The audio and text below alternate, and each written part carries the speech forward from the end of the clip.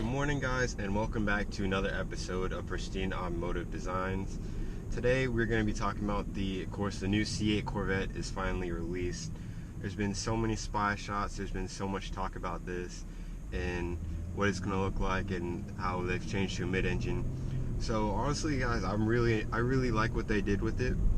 It is interesting that they kind of split the tailpipes and kind of put them on separate sides like they did with the Camaro, because we've always been so used to seeing the four tips in the center, like from the beginning, or not necessarily from the beginning, but almost every generation of Corvette has had those center four exhaust pipes. But of course they split it with the C8 Corvette. Now whether this is going to be something people like, people don't like, that's for you guys to decide and drop in the comments.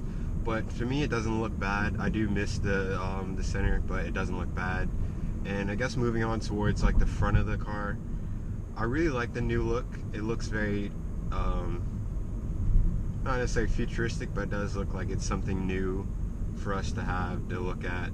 Most Corvettes have had that round figure in the front, and then of course with the C7 they started making it a little more angular, and now with the C8 it's very, very angular. Are you coming? Okay. But like I said, it's very angular. It's very supercar lookish. A lot of people say the Corvette can't be a supercar, but I wouldn't say the C8 Stingray or the Z51 is necessarily a supercar. But I believe once they bring the Z06 on the C8 platform, I think that'll be more of a supercar. At least in my book, everyone has their own opinions. But I think with the supercharged V8, there's probably going to be, that they're going to put out, it's probably going to be around like 700-ish horsepower, because they did the same thing with the C7. The Stingray had about 450, and then they gave the Z06 about 650. So I believe they're going to do about the same with the C8 platform. So with the doors, it's going to be interesting seeing people get in and out of them, because if you guys saw the video, or someone else's video where they checked it out and they opened the doors, they stick out pretty far. The C7 already stuck out a little bit more, but being that it has all that extra kind of effects on the door that stick out, it's a very pointed end, sticks out pretty far. So parking next to people and getting out should be pretty interesting to see people do. But moving on to the interior, I love the new interior. The new steering wheel looks pretty cool. It has that like rectangular kind of vibe going, similar to the Ford GT. I like how there's just two like pillars kind of connecting it to the center, and I love the way that looks. That's very nice, very futuristic. I love that they kept the theme of keeping it driver focused and keeping the screen and everything kind of geared towards the driver. But one thing that I'm not really liking is that center console. I'll throw a picture in here.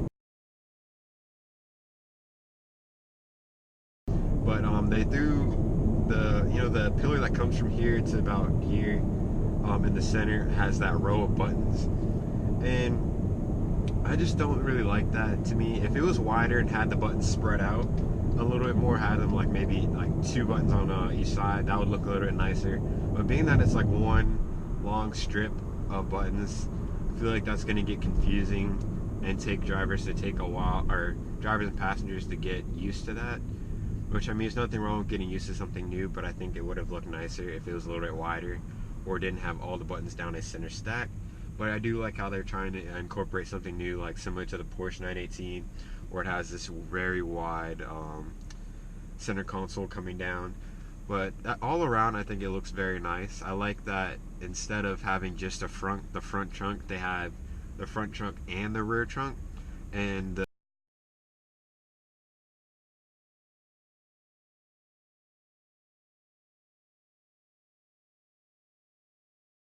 T-top that comes off the center goes off into the to the rear trunk. Also, the numbers that it's pushing, I believe that's going to be pretty cool. How it has, I think, 490 horsepower and 0 to 60 in under 3 seconds, with the MSRP under 60K.